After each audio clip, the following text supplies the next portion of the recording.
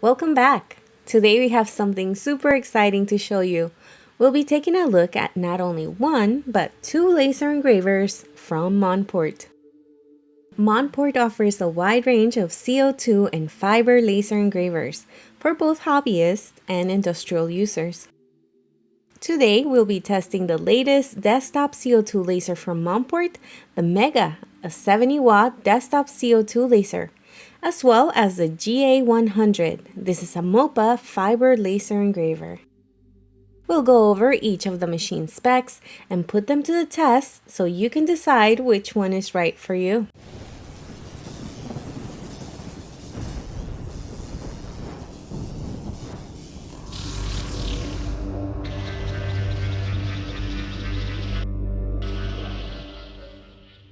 Welcome back to Space Age Tech, where we look at the tech that pushes the limits.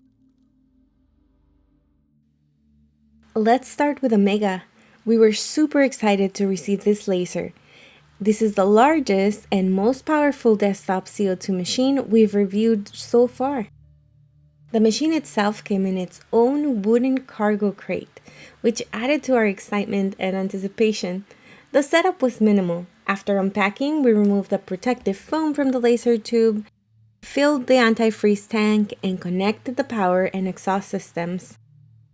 This laser features a minimalistic design with a laser-safe lid, an important feature for eye protection in both small business and workshop settings. We also have an option of adding a conveyor, allowing us to expand the work area. We won't be seeing this feature today, but it's an important feature to help you scale your production. In the front, we have our LED smart touchscreen. Once opened, you'll notice the clean and minimalistic design extends to the inside of the machine as well. The Mega features enclosed guide rails. This helps keep dust and debris from affecting the performance of the machine. We have a large work area of 27.56 inches by 13.78 inches. The Mega is equipped with an 8-megapixel panoramic camera, which allows for highly accurate vision precision of 0.3 millimeters. It has an internal LED lamp which helps the camera and also keeps our jobs visible through the covered lid. And speaking of accuracy, the autofocus feature uses built-in sensors to measure material thickness and adjust the laser head to the optimal height, ensuring precise focus for consistent results. As far as connectivity goes, this model features both Wi-Fi and USB-C connectivity. Depending on your setup, you'll find one more convenient or reliable than the other. In our case, we chose to connect it through the USB-C cable. When we were ready to go, we installed the M-Design Hub. This is a free Monport software. The M-Design Hub helps unlock the Mega's full potential with live camera preview, autofocus, one-click material parameters, batch engraving and intelligent filling, amongst other features. LightBurn is supported as well. We'll start with probably the hardest test a CO2 machine can face: metal. This is because the laser wavelength from the CO2 is not absorbed efficiently by metal. These are 1-inch pure metal cubes, starting with aluminum, then iron, zinc, titanium, and copper. We're going to see if we can engrave any metal, and for this test, our settings are 1 millimeter per second at 100% power. There are other ways to engrave metal with a CO2 laser, like using a coating spray, but that comes at an additional cost, time, and planning. So keep this test in mind when deciding which laser to purchase. Most of the tests we'll be seeing today will be sped up. We have a lot of ground to cover. However, the Mega does have a pretty fast working speed at 600 millimeters per second. Let's take a closer look at our metal engraving results. Unfortunately, we were unable to mark copper.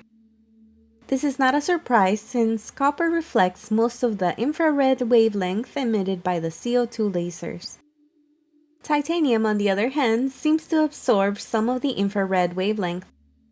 creating this very nice contrast on our titanium cube. We were also able to mark zinc. Although zinc has a low melting point and a tendency to oxidize quickly, so you can see we don't have a very uniform mark. Let's take a look at our iron result. Curiously enough, we can observe the oxidation happening with iron. Although we're able to wipe it away, what's left behind is not a very well-defined line, which seems to be a very common theme with these metal cubes.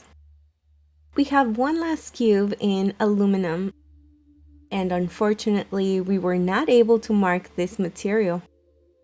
I guess you can't win them all, but we had 3 successful tests with iron, titanium, and zinc, and 2 very unsuccessful tests with copper and aluminum. Now let's see if we can mark brass and stainless steel. We'll run a material test on both of these tags and choose a setting we like to engrave. That is, if we can even mark it. We ran a material test to figure out which settings would be the best for these 2 materials. We then used the settings we like the most to do an engraving test. It's very interesting to see the brass tag warp as heat is applied by the laser engraver. To prevent this from happening, most likely a lower power setting is needed. Let's see our results with this stainless steel tag. As you can see, we tried a few times to get the right settings for this engraving.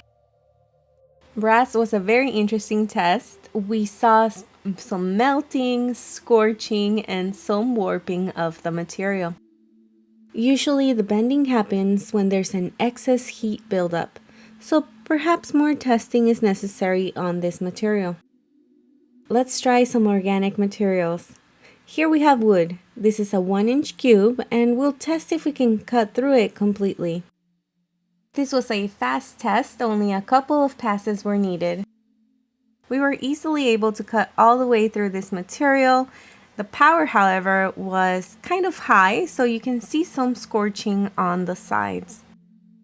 We've yet to find the perfect settings, but this is a good start. Now let's take a look at tooling leather and silicone rubber. On the left we have our leather, and on the right we have our silicone rubber.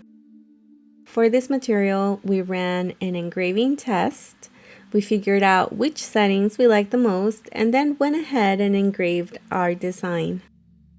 Engraving on leather is always stinky business, so we were glad the Mega has a powerful air duct system that exhausts smoke, ensuring a clean environment and powerful ventilation. We had excellent results with rubber. The line was nice and clean, and the engraving was sharp.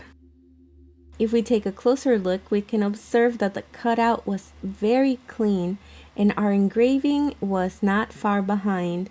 We don't see any scorching or melting, which is always a great sign.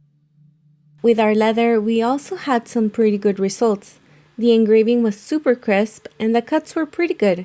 A few hairs to burn off, but otherwise good. Now let's take a look at some clear acrylic. This is a 1-inch thick cast acrylic, and we'll see if we can cut through this material. The maximum cutting thickness of the Mega is 25 millimeters or 1 inch, which just happens to be the thickness of this acrylic block. With each pass, we can cut a little deeper into the acrylic. Single pass cutting is generally preferred for better results. With multiple passes, you can leave visible burn marks and a less polished edge compared to a single efficient pass.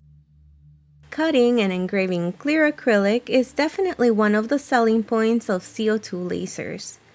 Acrylic efficiently absorbs the wavelength of CO2 lasers, allowing for clean and precise cuts.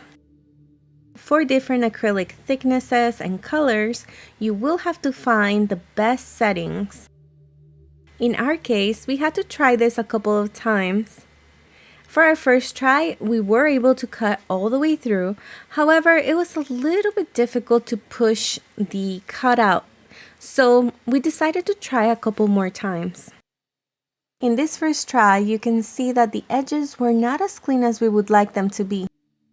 We tried a couple more settings trying to get a clean cutout. With each try, we got a little bit closer to a cleaner outcome. So as you can see, testing your material can be very beneficial in the long run as it will help you to reduce waste. Next, we're trying mirrored acrylic. This is a 3mm thick acrylic and we're going to do a cutout test. The Mega is easily able to cut through this material without scorching or burning. Here's our result with our mirrored 3mm acrylic.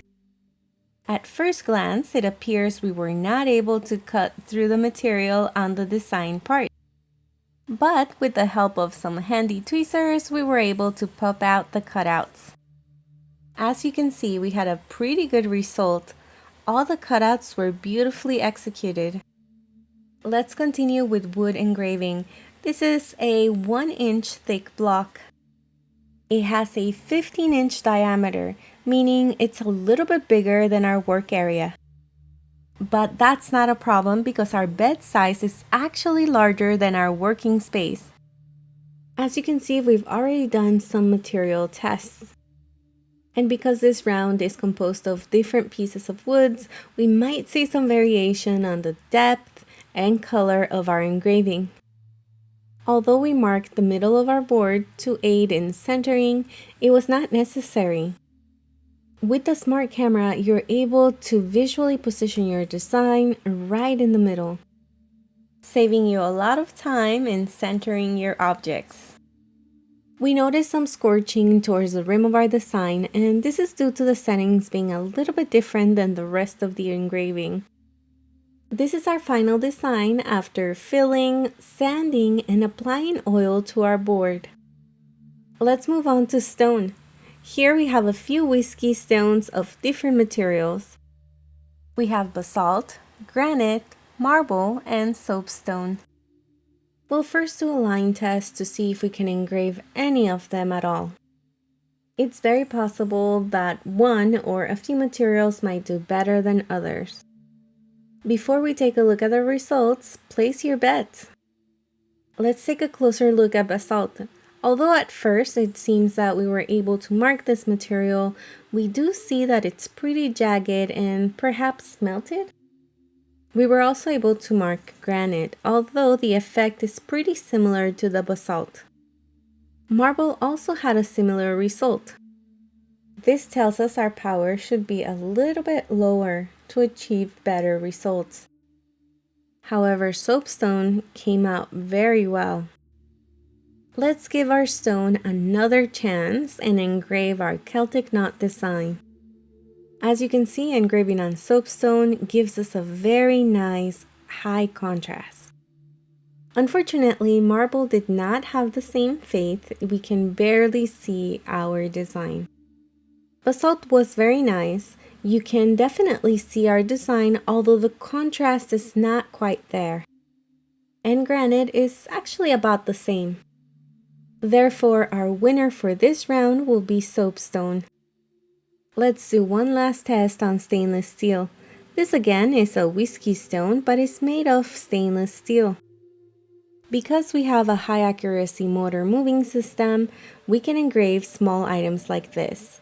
The accuracy in this machine is of 0.01 millimeters. Now let's take a look at our results.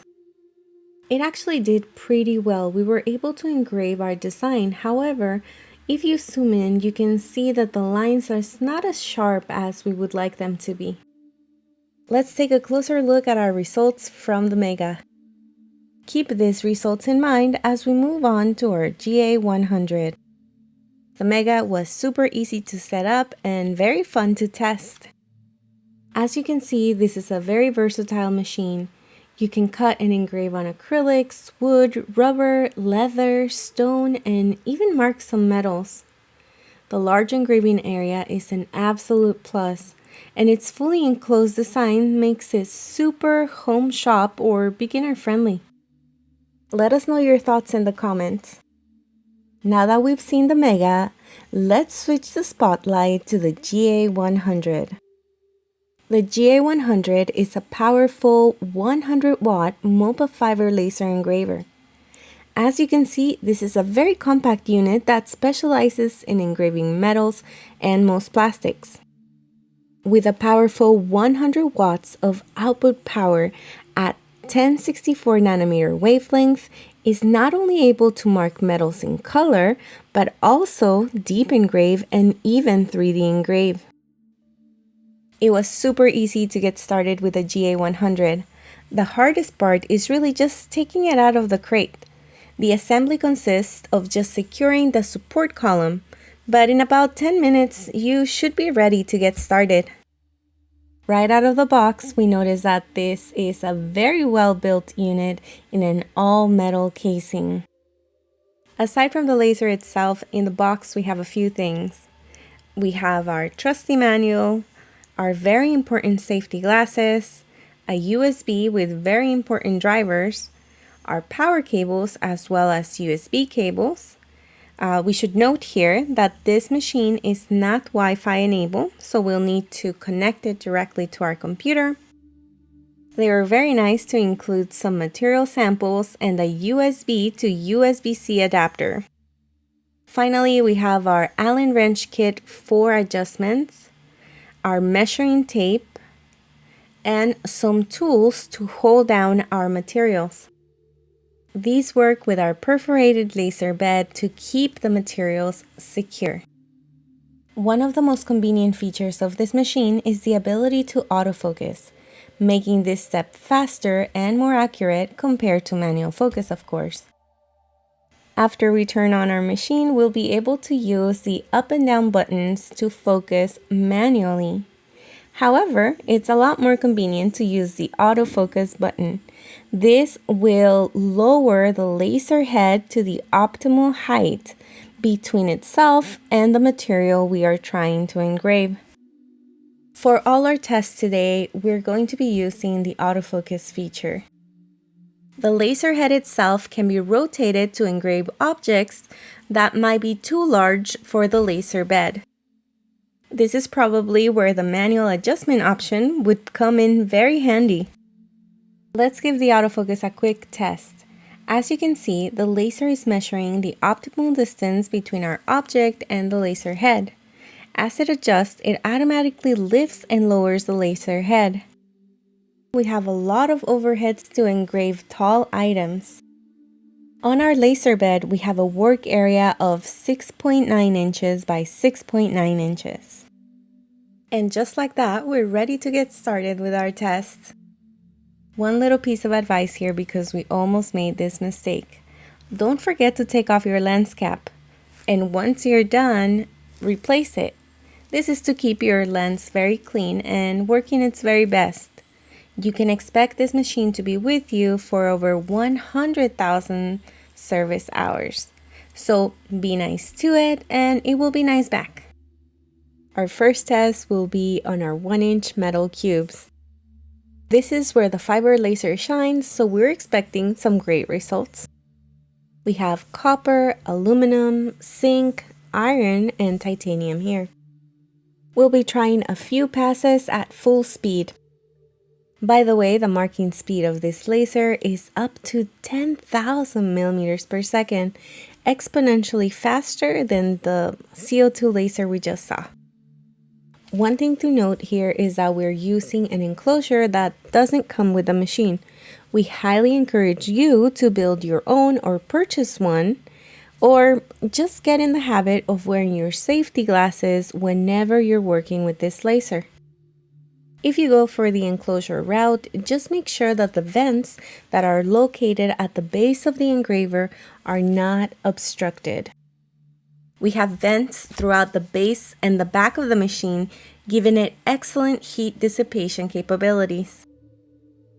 As you can see here, we were absolutely able to mark copper, aluminum, zinc, iron, and titanium with no problems.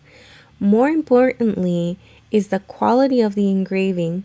You can see all the lines are nice and uniform. There is no gaps or indication of melting. We'll continue our testing with leather.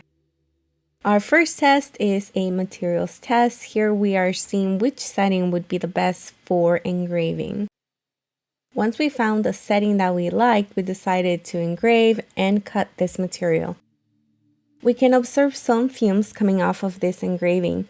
By having an enclosure, you're able to connect an extraction system where you can vent out a window or go into an air purifier. Let's take a close look at our results. As you can see, we were able to engrave this with no problems. The only thing we would change or improve would be to have a higher contrast. Next, we tried rubber. Again, we were able to engrave this material very nicely. We found the setting we liked and we engraved the same design as the leather. And here are our results. We were blown away at how fast it was engraved. The accuracy and precision of the design was excellent. By now, we know that we can engrave pure copper, but we're going to attempt to cut it with a GA100. Since we're removing material from this copper sheet, we will have copper particles in the air, which is another reason why it's a good idea to have an enclosure. And we don't sell enclosures. We're not recommending a specific enclosure, but as we go through this test, it just makes more and more sense. After many passes, we were able to cut through this material as well as engrave. As you can see, we had an excellent result. There is a finishing step where we can smooth out the edges and wipe down the copper dust, but this gives us a good idea of what we can expect. Now let's take a look at some of the color marking capabilities we were mentioning earlier. We'll try engraving in brass and stainless steel. For this brushed brass plate, we first did a material test to figure out what colors we can engrave, and then we did an engraving. For the materials test, we got a really nice range of colors from gold to white, a little bit of blue, and some dark gray. For our engraving, we chose this nice white color that gives us a lot of contrast against the brass. One thing you'll note here is the sharpness of the engraving. For our next test, we tried stainless steel. We used the same method with stainless steel than brass. First, we did a material test to understand what colors or what range of colors we can get from this material. Then we applied our settings to a design. There's a wide range of colors and shades that we can get from stainless steel. These are just a few of them. We have some very nice gold, blue, brown, and even copper in here. We applied different colors to each element of our design, making for a truly beautiful and unique engraving. Our next material is carbon fiber. This will be interesting to engrave because the material itself already has its distinctive pattern. Again, we did a materials test and then an engraving. We ran the risk of the engraving getting lost on the pattern of the material, but it turned out really well. A fiber laser is a great tool for personalizing stainless steel. In this case, we have an Ulu knife. This is a stainless steel knife, so we have a lot of opportunity to create something in color. In this case, we are going for a very interesting design. Here's our fun pizza slice design. We were able to apply different colors to different elements like the pepperoni versus the crust. Let's try another stainless steel knife. In this case, the blade already has a unique pattern. Let's see if we can get a clear engraving on top of this design. We'll attempt to do this by using a setting that produces a dark engraving, as well as doing multiple passes to get a little bit of depth. Here's our result. As you can see, the pattern is very nice and distinguishable. This can be used to personalize a knife, maybe with a name, a date, or a quote. In our next test, we'll attempt to convert this brass coin into a cutout pendant. We anticipated this taking a lot of passes, but we crossed our fingers that we would have a good result. This would be something great to do for custom jewelry. Our test was a success. We were able to cut all the way through the brass coin. These are some great things that we can expect from the GA100. There's always a little bit of a cleanup and polishing step with this type of job, but overall we were very happy with the result. Another great feature of fiber laser engravers is the ability to deep engrave and even 3D engrave. We'll attempt to do both on this brass coin. We already know that we can cut all the way through this material, but now let's see if we can do a very high quality deep engraving. Let's take a very close look at our results.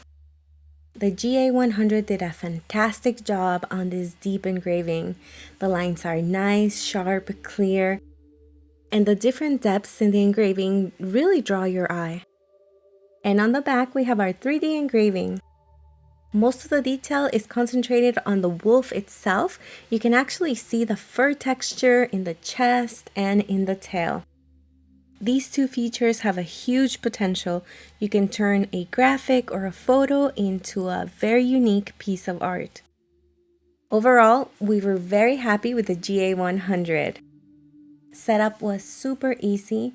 We were able to engrave a variety of materials, including aluminum, stainless steel, brass, leather, and rubber. And more importantly, get some pretty awesome results. With this powerful fiber laser engraver at 100 watts, we were able to do 3D engraving, deep engraving, and even cutouts. All of this with metal. So, what did you think of the GA100? If you're ready to get yours, check the links in the description. Today we saw 2 laser engravers from Monport. Choosing the right one for you will depend heavily on 2 factors. Most importantly, the types of materials you want to engrave. The Mega is great for materials like wood, acrylic, leather, and even rocks. While the GA100 is great for metal engraving, including stainless steel, aluminum, and titanium. You'll also need to consider the work area. This will depend on the size of the engraving you want to make.